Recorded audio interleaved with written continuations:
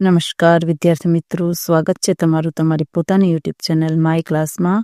આજે આપણે ભણીશું ધોરણ 9 વિષય ગણિત ગાલા સ્વાધ્યાય પોથીમાં પ્રકરણ 6 રેખાઓ અને ખૂણાઓ. ચલો વિદ્યાર્થી મિત્રો, વિભાગ એ ચાલુ કરીશું. પ્રશ્ન નંબર 1 છે, નીચેના વિધાનો ખરા છે કે ખોટા તે લખો. જુઓ, 70 અંશના ખૂણાનો કુટીકોણનું માપ 20 અંશ છે તો કે સાચું. લઘુકોણનું માપ 90 અંશથી ઓછું જોઈએ તો કે સાચું. 64 અંશના ખૂણાના પૂરક કોણનું માપ 26 અંશ છે તો ખોટું. 35 અંશના ખૂણાના કોટિકોણના પૂરક કોણનું માપ 125 અંશ છે તો કે સાચું. ચાલો વિદ્યાર્થી મિત્રો, હવે ઓપ્શન લખો.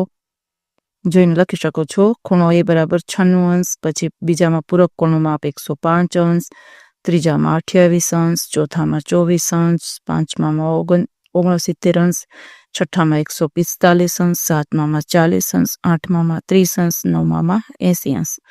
એ જ પ્રમાણે પ્રશ્ન નંબર 3, યોગ્ય વિકલ્પ પસંદ કરી ખાલી જગ્યા પૂરો. પેલીમાં 90 અંશ અને 180 અંશ, પછી 180 અને 360 અંશ, પછી 180 અંશ, પછી સરણ કોણ, પછી કોટિકોણ અને પૂરક કોણ. પ્રશ્ન નંબર 4 છે, એક સંખ્યા અથવા શબ્દ અથવા જવાબ વાક્યમાં જવાબ આપો. પેલામાં 63 અંશ, પછી 75 અંશ, પછી 68 અંશ, પછી 123 અંશ, 84 અંશ, 152 અંશ, 43 અંશ અને 100 અંશ. ચાલો પછી યોગ્ય જોડકા જોડો. વિદ્યાર્થી મિત્રો, જો જવાબ તમે લખી શકો છો.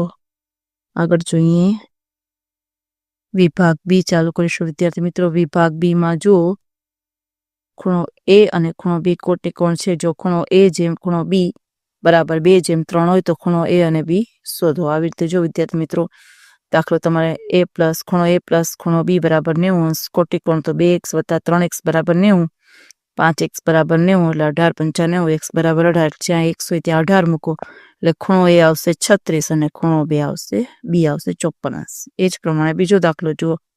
ખૂણો x અને y પૂરક કોણ છે. જો ખૂણો x જેમ ખૂણો y બરાબર 1/11 હોય તો ખૂણા x અને y નું મૂલ્ય શોધો. ધારો કે x બરાબર 1x અને ખૂણો y બરાબર 11x, તો 1x + 11x બરાબર 180. 12x બરાબર 180 તો છેદ ઉડાડો એટલે 12 ગયા એટલે x બરાબર 15. તો ખૂણો x બરાબર 15 અને ખૂણો y બરાબર 165. એવી જ રીતે ત્રીજો દાખલો જો વિદ્યાર્થી મિત્રો, આવી રીતે લખવાનો છે. ગણતરી આપેલી છે, તમે જોઈ શકો છો. ત્રીજા અને ચોથા દાખલાની રેખિક જોડના ખૂણા છે. ચોથા દાખલામાં એ ખૂણો ABC અને ખૂણો ABD આપણે શોધવાનો છે, જોઈ શકો છો. હવે વિભાગ સી ચાલુ કરીશું. વિદ્યાર્થી મિત્રો, વિભાગ સી માં જો આપેલી આકૃતિમાં કિરણ QS રેખા P અને લંબ છે તો A જેમ B બરાબર 7/11 હોય તો C શોધો. વિપરીત ખૂણો TQR શોધો. જોઈ શકો છો વિદ્યાર્થી મિત્રો, આકૃતિ આપેલી છે, એના ઉપરથી તમારે આ વિગત બધી લખવાની થાય છે.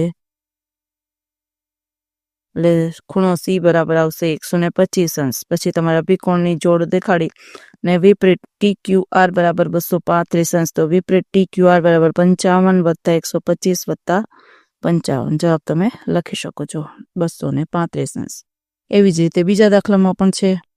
આકૃતિમાં કિરણ YW રેખા XYZ પર છે ને ખૂણો WYZ જેમ ખૂણો WYX બરાબર 1/2 છે તો YQ તથા કિરણ YP અનુક્રમે ખૂણો WYZ અને ખૂણો WYX ના દ્વિભાજક છે તો ખૂણો PYQ શોધો.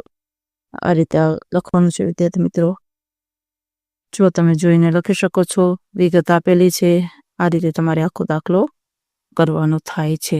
હવે છે ત્રીજો દાખલો. ત્રીજા દાખલામાં પણ એમ જ છે. આકૃતિ ઉપર ખૂણો BPC જો તો ખૂણો DCP બરાબર ખૂણો CPM યુગ્મ કોણની જોડ છે. 130 બરાબર ખૂણો CPM, ખૂણો CPM બરાબર 130. ABP + BPP / 180 એક જ તરફના અંતઃકોણો. 140 ખૂણો BPM બરાબર 180 તો 180 - 140 એટલે 40, તો ખૂણો BPC બરાબર 90 અંશ. વિભાગ ડી જો વિદ્યાર્થી મિત્રો, માંગ્યા પ્રમાણે જવાબ લખવાનું. સાબિત કરો કે પરસ્પર છેદતી બે રેખાથી બનતા અભિકોણ સમાન હોય. તમે આવી રીતે જોઈ શકો છો. પક્ષ રેખા AB અને રેખા CD O બિંદુમાં છેદે છે. સાધ્ય AOC બરાબર BOD બરાબર AOD બરાબર BOC. તો સાબિતી રેખા AB અને પરસ્પર O બિંદુમાં છેદે છે, તેથી AB સીધી રેખા છે ને કિરણ OC દ્વારા બનતા ખૂણા AOC અને BOC રેખિક જોડના ખૂણા છે. આ રીતે તમે સાબિતી લખી અને સાબિત કરી શકો છો વિદ્યાર્થી મિત્રો.